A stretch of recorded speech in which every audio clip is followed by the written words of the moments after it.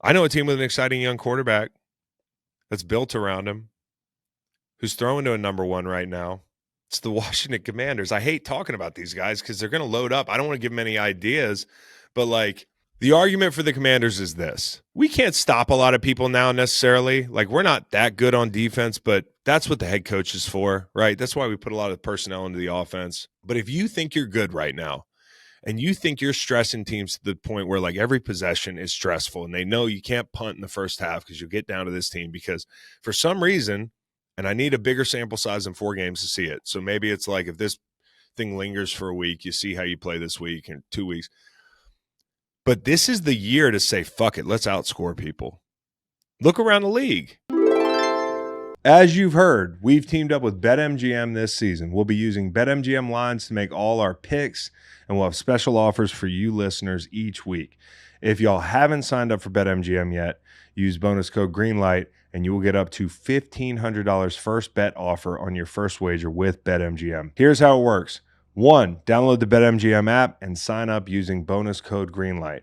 2, deposit at least $10 and place your first wager on any game.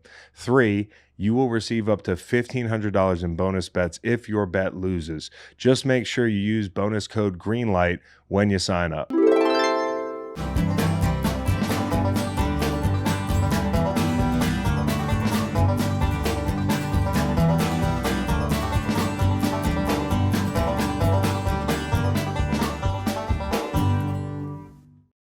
In my Uber on the way to work this morning, the driver asked me, I heard Belichick is coming to Philadelphia. Is that true? I was like, yes, he is. He's here now.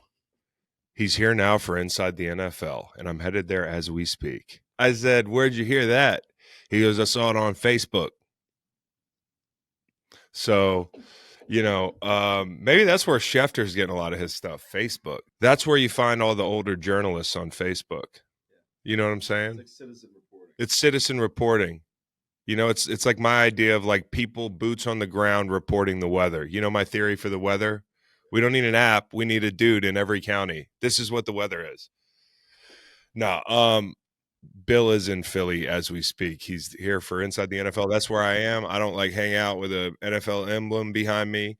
I don't usually pod in the morning, but this morning I said, you know what? Let me get this thing done because I got to get out of here after the show.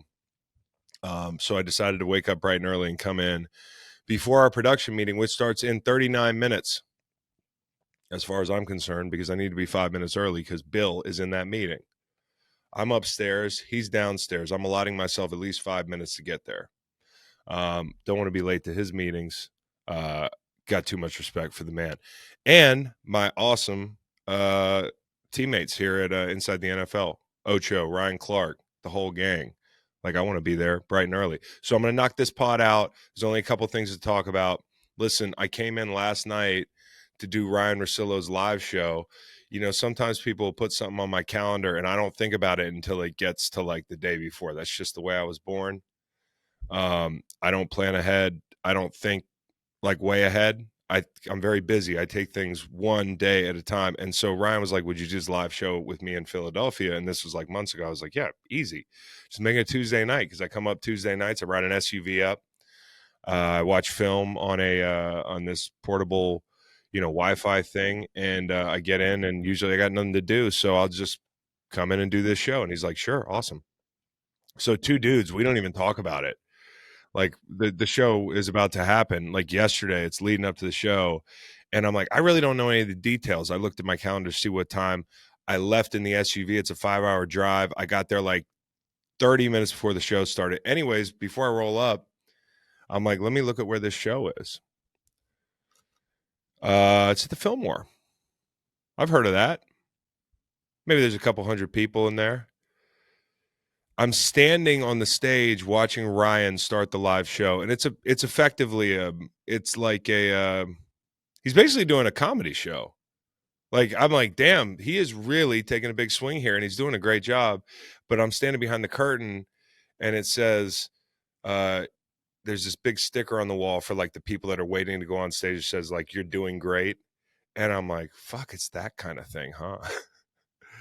I am in trouble. Like I am, so luckily backstage, I asked for like a little Glenn Levitt or whatever they had, loosen me up a little bit. Walk out of the green room. It's a bunch of ringer people out there, and my shoulders are kind of broad. So I bump into the door. Like they have double doors, and I don't really see. And I got a drink, and I spill a little of the drink on the ground, and I don't really break stride because I'm like, we're going out to the show. And I can hear them, and they're like, nice. And I'm like, yeah, what a great start. You know, a bunch of like ringer people judging me in the hall. I clean up after myself because I'm like that person. Yeah. But I'm a bull in a china shop, and I'm just thinking about like getting to the stage. And, you know, there's like 5 people. They're like the coolest kids at the high school. They work for the ringer, and they're like, nice. And I'm like, yep, the big dumb animal is big dumb animaling. Let's get out here and try not to fuck up, you know, Ryan's show.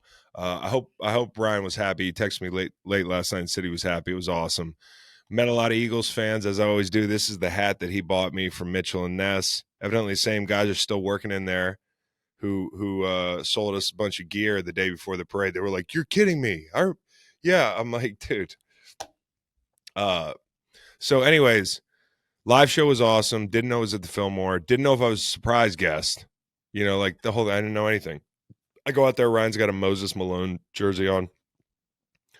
You know, he's done arms in the last 24 hours. There's no question in my mind. He's done arms. And, you know, as a big guy, there's certain fashion decisions that I don't make because I don't want people to think I'm trying to look like sexy. You know what I'm saying? Like, I'm just not going to walk around in a sleeveless all the time. Ryan doesn't care. I think that's because Ryan's not really a big guy. He's a muscular guy. So he's like, I want to show it off. So he's got that, whatever that is in you that makes you put on a large Moses Malone hardwood classic and walk into a room full of 1,000 people. Like he just leans into it, dude. I thought he did great, and I was happy to be a part of it. The jersey did look good on him. It was solid. Yeah, it did look. I'm not gonna lie, he looked huge. We're walking back. I'm like, Jesus. And I met like Kyle, his guy, for the first time. I love Kyle. Great seeing Cerruti. Great meeting. You know, a lot of folks over there, including like fans that like went to the show and then went to this bar afterwards that we were at across the street. I didn't get banged up or anything because I knew I had to be awake early, and ended up like one of them. Everybody's so nice, and this one guy. You know how some people don't know what to say, so they come up and try to make a joke, and it's like an uncomfortable joke. Like he Max Crosby beat probably 4 times, like to be funny. And like by the second time, I'm like, I know what you're doing, and I'm complimented. Like I don't know what this joke was supposed to do. And his 2 friends are like, "Sorry, man, we're gonna." And then I'm leaving again, and he's doing it again, and I'm like, "This is getting uncomfortable." And it hit me that he looked like the cop in Dumb and Dumber that drank piss by the window. And so I just said it, and there was it was a group full of 10 people, and they laugh at this guy, and I just walk out the door. So whoever you are, fuck you, man. That got awkward for you. Anyways, there were a lot of nice fans I met. Not a lot of sleeping last night. Woke up, blast some Big X the plug, did some calisthenics like I'm doing a bid in the Westin, and here I am. So anyways, let's go back to Monday night real quick. Just give you a roundup of what's going on. Hawks Lions. I think the Seahawks, I came away kind of impressed that they were able to hang in this game for a while. Like I think this team's going to be there. By there I mean like they're going to be relevant late in the season, but I didn't know after kind of like who they've played, how they'd respond on the road. And I thought for the most part, like I was impressed with them hanging in there. Now, you know, Jared Goff completing 18 of 18 of his passes, like for a guy who did not watch the game live and then had to go back and watch it.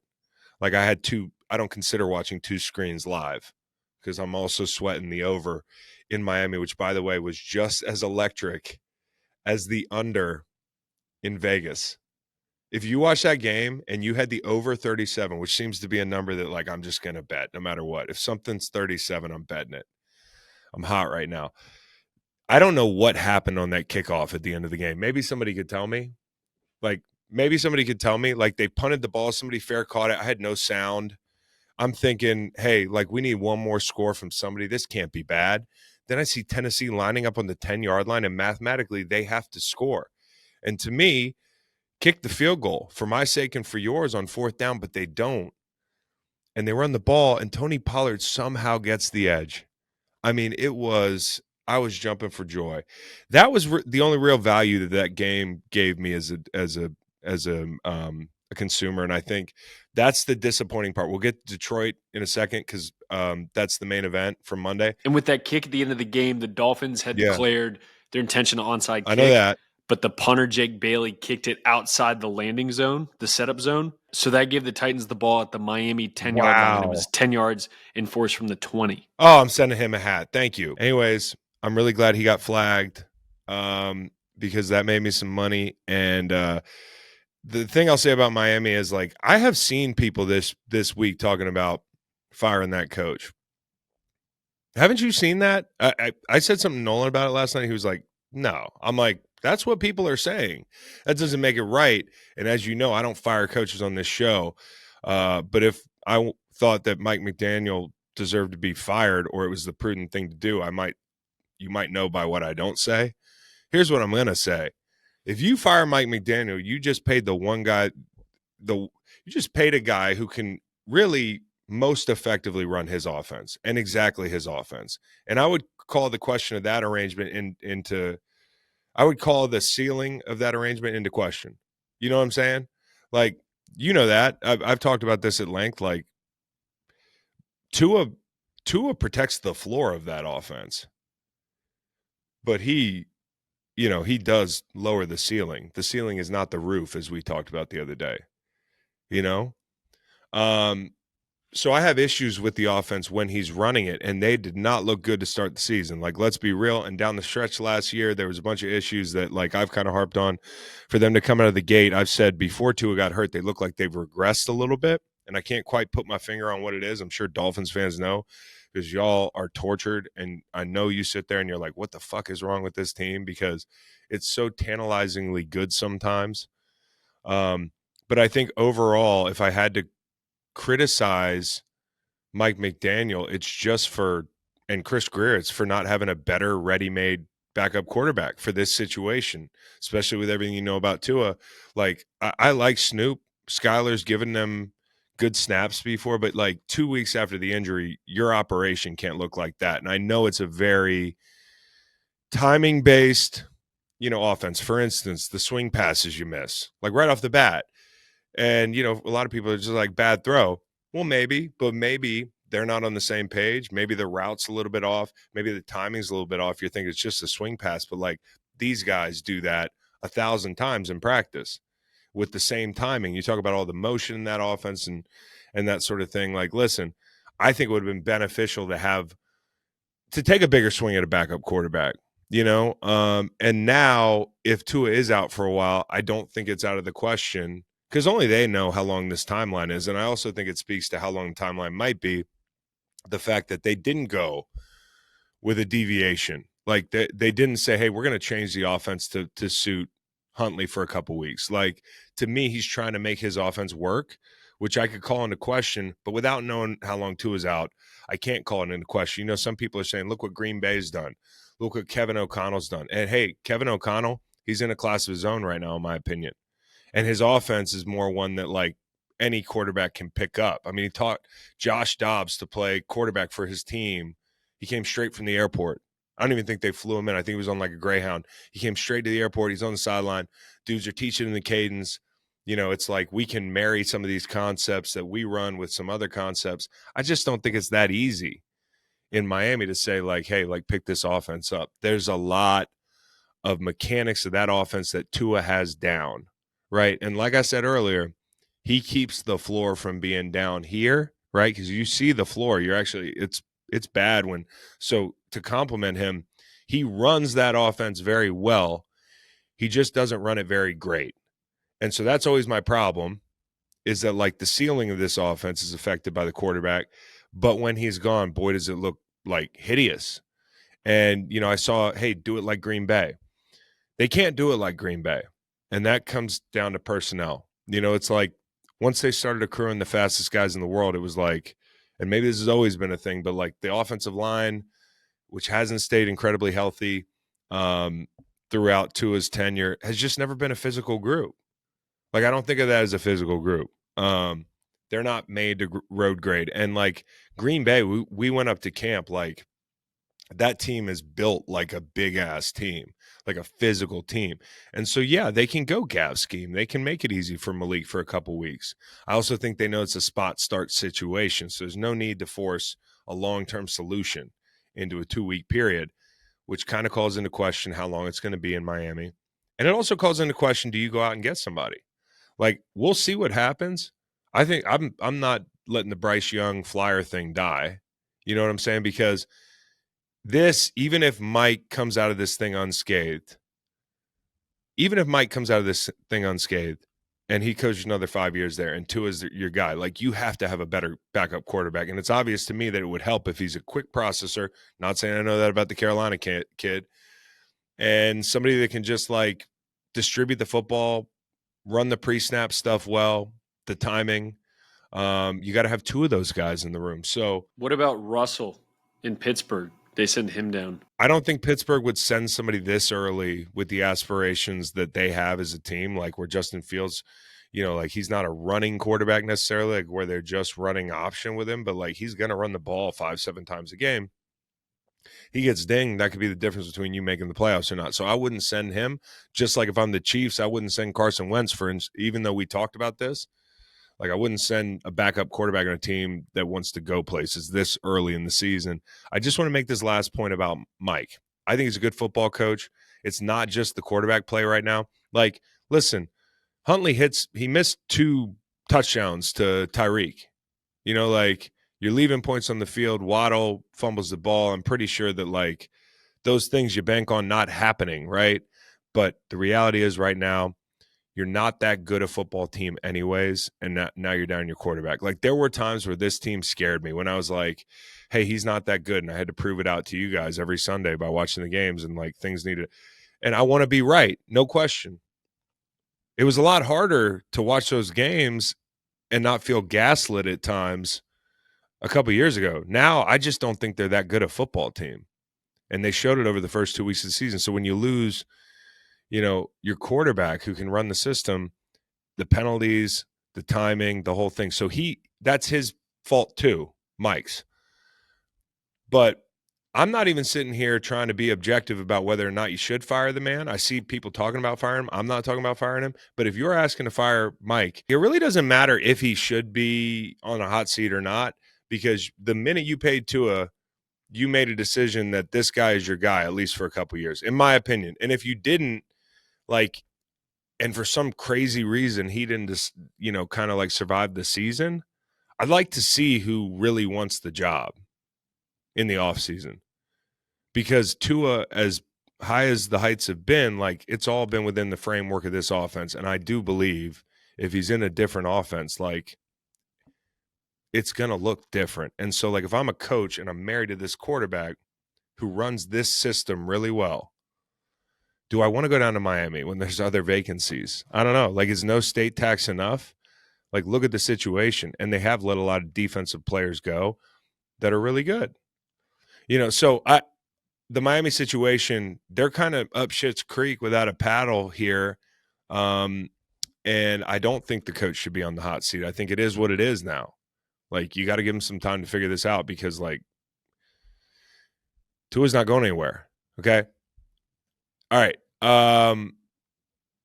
The other thing, I'll be brief on Detroit. This is more like the team that I actually put in the Super Bowl. Jared Goff throwing the ball 18 times a game, 12 of those play action pass. This guy, this is when he's dealing. And by the way, he looked more mobile in a couple situations early in that game. I saw him dip under a free runner, kind of spin around and complete one of his 18 dimes. Like, that's what we're talking about. But the Detroit Lions have to lean on the run game to get there. And it was obvious to me, like, banged up front. Nolan pointed this out. Mike McDaniel, and I didn't hear this before the game, said if we get to third down, we're going to be all right. Well, obviously, didn't get to third down. 6 total third downs. And, Detroit will do that to you sometimes. So be on the lookout for Seattle, who they play next week, because that's blowout watch, right? Because of the trend we've got here. Everybody that plays Detroit so far. They've got the Giants. And if the Giants blow the Seahawks out, then this Detroit thing is really real, the Campbell hangover. But hey, 12 of 18 of his throws, play action pass, 146.5 rating. Last year he was 113.6. He had been 89.3 so far this year. I don't have any theories as to why the play action hadn't been clicking for them. I'll look back at that, but it was pretty obvious last night that when you're playing that way, you can beat a lot of teams. Now, I think Seahawks will get healthier. They'll be fine.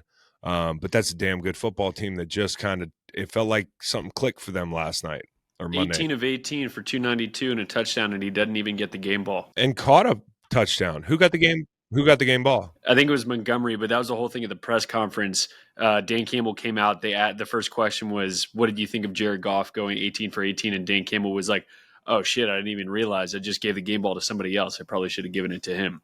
No, but which tells you something. Like, you probably did it right the first time. Jared was awesome. But, like, when Jared's awesome, there's other people that are awesome too. It's not one of those things where, like, Jared can just do it all by himself, and that's not a knock. But when they're good, like, that's what happens. So, anyways, we've got more to talk about, but I thought this was a really good step by the Lions. And Aiden Hutchinson, to me, you are knocking on the door of being in that group. You might be in that group. Like, out of this, in a vacuum, you're in that group. And I'm talking about the big five. Like, in Africa, there's like your big five that kill the most other animals and people. Like, you can be in that. I don't know who's in the big five: elephant, lion. They're all in big buck hunter. We've got Garrett, we've got Watt, we've got Parsons, we've got I know I'm forgetting guys. Bosa. I'll go down the list. Reddick. Philly fans used to say, "What about Reddick?" I haven't seen him play. But Hutchinson's been playing like that guy. I want to see it the whole year to put you in that category because that's a hell of a category to be in. But, man, he is balling. Okay. The one thing I want to do is compliment your team, God's team, Reed, before we get into this Davante Adams thing. Are we going to talk about defense? We're going to talk a lot about defense. I thought, and usually when I ride up, I get really into one game. Like, I'll have aspirations of watching 4 or 5 games on all 22, and I'll just sink into one game, and I end up charting every play. Like, this is how I watch, like, a game. I go possession by possession, describe each play as succinctly as I can, shout out somebody who made a play, and then at the end I aggregate, how I think the group played or whatever. Probably like a lot of other people are watching film, but my own little way, so I got my little notes. And I don't know how many possessions there were in this game because I have to note the possessions, but, like, there were like 15 in the first half for these teams. Like, they were like that. And I only watched all 22 of Denver's defense on New York's offense. Not that I can't wait to watch the Bo Nix show, but I wanted to see, was it as simple as, like, hey, we got a guy out here, he's the eraser. Remember the movie with Arnold Schwarzenegger? The Eraser. I don't remember the plot of that movie at all. It wasn't about a giant corner who just took away number ones, but that's what it was the other day. It was like there was not even a thought, and I've only watched, right into the second half. Like, there just didn't seem to be a thought of, like, let's get him the ball. Like, and I don't blame him, I guess, because Pat's won that matchup in the past. He won that matchup because they didn't really even go there, at least early in the game. From what I've seen so far, what the game looked like to me, and seeing it on TV copy too, is if you can take away Garrett Wilson, this offense has a hard time. If you can go to him, like when they looked really good against New England, somebody would man up and, Rodgers would beat man coverage. But, like, it's really hard to throw him the ball when he's playing a guy like that, especially because you look at the rest of the – and it makes everything else harder. Like, Lazard's your number 2. Conklin's the guy you get something out of. I just thought they – like, on early downs, they said, hey, forget he's out here. Vance Joseph was like, hey, guys, forget he's out here. We're coming downhill, and we're going to stop this run. And we're going to run blitz these guys on early downs, and we're going to hit Aaron Rodgers. Like, I feel like the first play of the game, they went 7-man pressure. Like, just it's raining out. Like, let's see how much this 40-year-old man wants to get hit in the rain. And let's see how much these backs want to run into stack box. Because eventually you're going to have to figure something out where you put Garrett at number 3 or in the slot or move him around. They'd motion him. Pat would just travel with him, you know? And all the stuff that you try to get him open on, like a crosser or something, it takes too long because the main event of this game was watching the front. The Denver Broncos lined up like they were mad at Nathaniel Hackett. You know what I mean? Like it was supposed to be about somebody being mad on behalf of Nathaniel Hackett. Hey, and Jets fan or somebody's going to point out like, come on, you're making it about that. I didn't make it about that. I thought off the strength of being mad, you could walk into the stadium and just light a team up like that. I think it went the other way. I don't know if Hackett did something personal to that defense a couple years ago. Maybe there's a couple guys still there that because they played that way. They played like they were mad. I'm not saying they were mad at Hackett. What I am saying, though, is that team came with like an edge. And I think Vance Joseph deserves a lot of credit. You know, he's been fired by the organization that he's doing a great job with right now. It takes a lot of humility to come back. And, last year, Miami team we just talked about hung 70 on that team. There's a lot of chances for him to tuck tail and run. All he's doing right now is coaching this front seven. Like, they're the hardest playing bunch in the NFL. He's done some really exotic stuff, like with the linebackers in coverage off of like rushing, who's dropping, and they're top 5 in just about every defensive metric, top 2 in most of them. Dude, watching was really affirming. The edges that dudes were setting on that goal line stand in the first half. Oh my God, Reed. It was like that is the championship effort in the run game. The giving up your body, the launching yourself into a puller, the just like hat in hands. Like they were running down people's shit. It was like, and that to me is what the main thing I took away from tape. Like PS2 makes it really hard, right? For a team like that, Zach Allen, balling, love that guy. Cooper rushing really well. Jonah Ellis setting edges.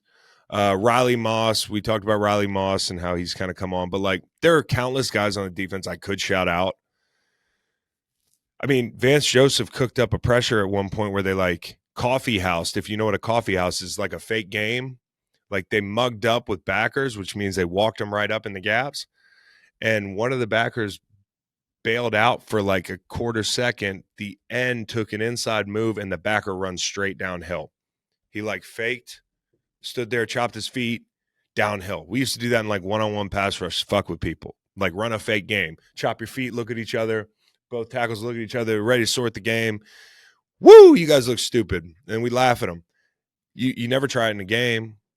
That was pretty damn creative. I like that pressure. And I think Vance Joseph is doing a really good job because the guys are playing like they're out for blood, man. Like that was awesome. Reed, I got excited watching that tape. So I just want to shout out the Broncos defense. No, it's been sick watching him. And the other thing is, you just read a couple names. How many of those are grade A names that everyone knows? Zach Allen he's a big contract. Like people should know who he is. But the other guys like Jonah Ellis, he's a rookie. Dondre Tillman, he's a rookie, undrafted. Yeah. But I also think like it's a team thing where like team hasn't had success, you're not going to know who they are. You know what I'm saying? And that just is what it is. Like I think if they play like this though, you're going to know more about these guys. And I think it's high time that people like paid attention to what this defense is doing. I know there's some fans that are like, we've been telling you.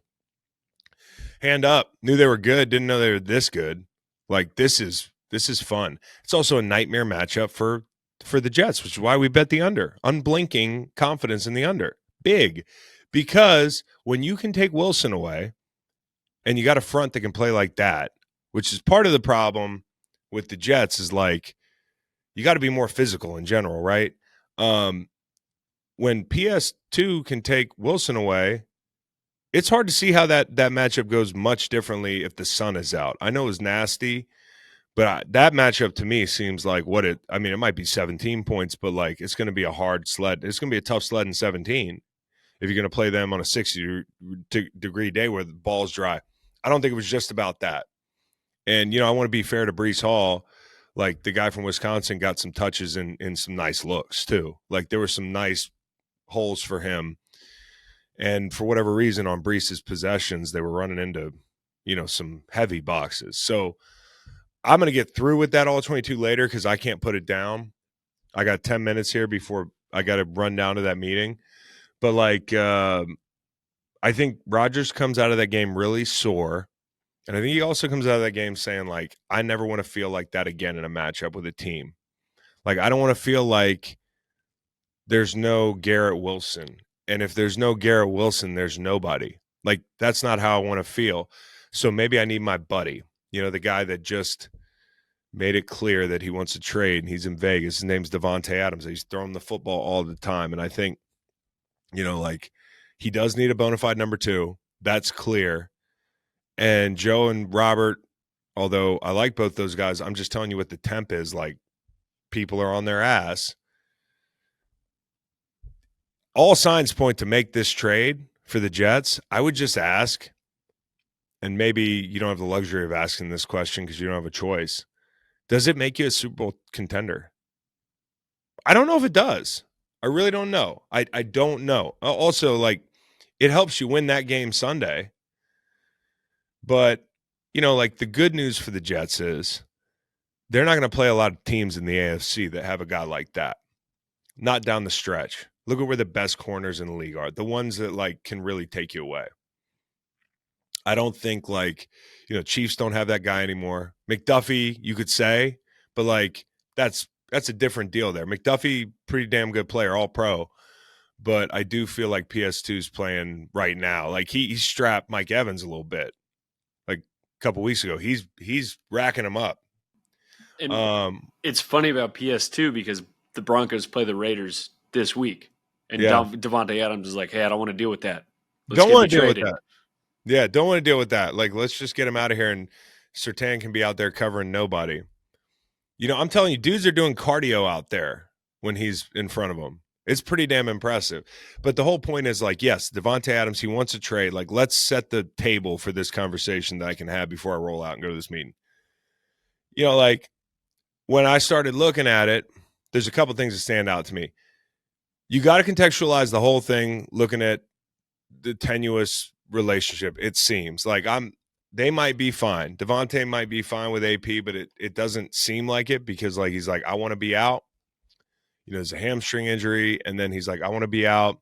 And, Antonio's liking pictures. Is that real? Antonio liked the picture on Instagram where it's like, hey, Davante wants out. If it were him liking a post, like, can we confirm that or not?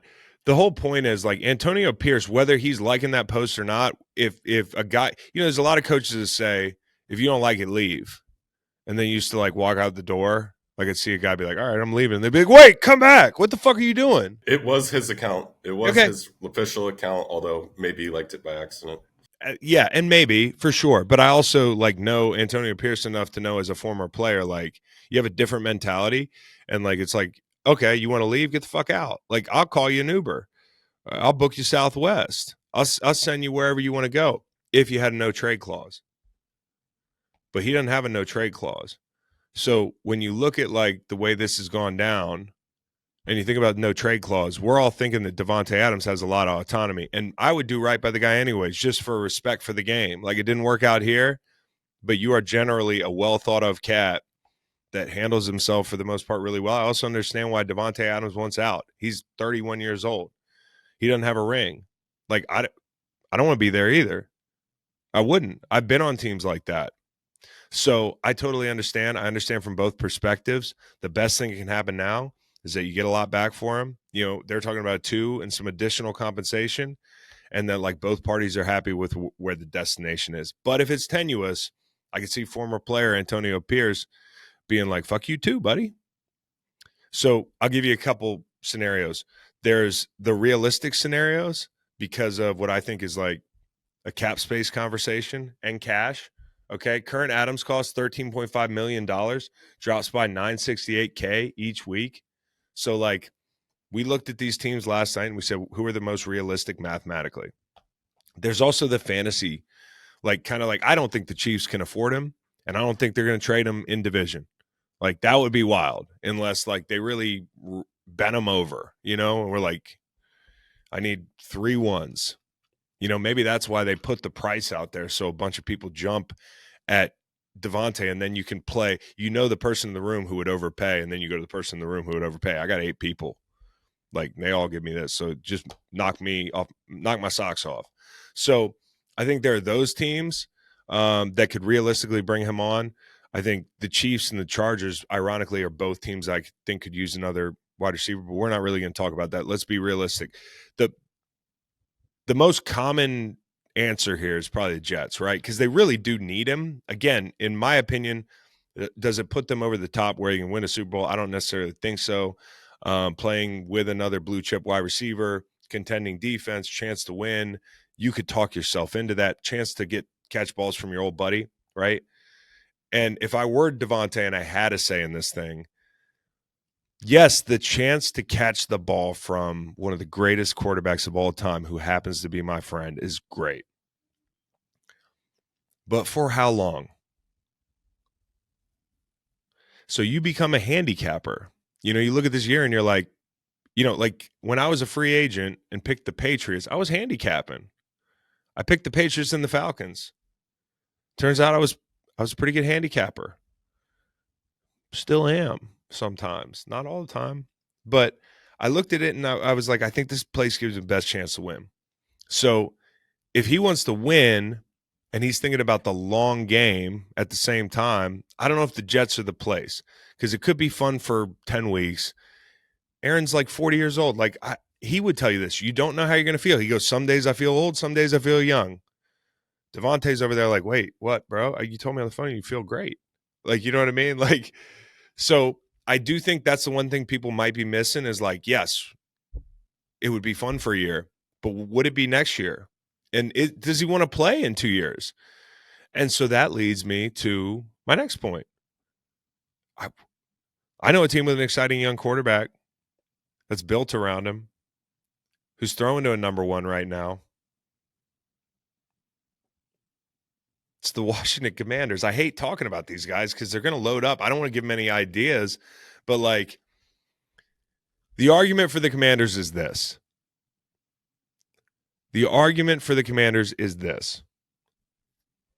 All right, we can't stop a lot of people now necessarily. Like, we're not that good on defense, but that's what the head coach is for, right? That's why we put a lot of personnel into the offense. He's got Dorrance Armstrong rushing his ass off and stuff like that. They're going to be scrappy, but they're not going to be awesome. But if you think you're good right now, and you think you're stressing teams to the point where like every possession is stressful, and they know you can't punt in the first half because you'll get down to this team because for some reason, and I need a bigger sample size than 4 games to see it. So maybe it's like if this thing lingers for a week, you see how you play this week and 2 weeks. But this is the year to say, fuck it, let's outscore people. Look around the league. I don't think there's a lot of teams that you're just like, we can't score with them as it is now. You know what I'm saying? Your defense I don't think they're a contending team, but if you add Davante Adams, you might get in the playoffs. You might, like, I don't want to put the cart before the horse with this team, but that would be scary the way they're executing on second and third down and passing game. And, we looked at the EPA on second down. It's the best in the league. Third down, or second best in the league. EPA on third down, best in the league by a wide margin, like 8 yards of play on third down, like crazy. Imagine you add him. So my point is, like, while you do need defensive pieces, if I'd have told you last year Chase Young and Montez Sweat are going to end up being Davante Adams and you're going to have like a franchise quarterback, I think you do that. So that's kind of what we're looking at here if you're the Commanders. I think the Lions should be thinking about it. Brad Holmes should be thinking about it, honestly. I talked about them needing a possession receiver, but if you're going to throw the ball 18 times a game, I don't know if Davante Adams really wants to be there, but if he wants to win, that's a place where you can do that. If you're ring chasing, same thing. Here's the last thing I'll say before I tell you what the off the wall example is. All right, Davante going to the Jets might be fun for a year, but then in a year, what happens? He might want to retire in 2 years when he's catching the ball from God knows who. Like, if Rodgers leaves, mushroom cloud, okay? You go to Washington, that's the kind of situation that, like, not just through 2026, you might just be like, I want to call DC home.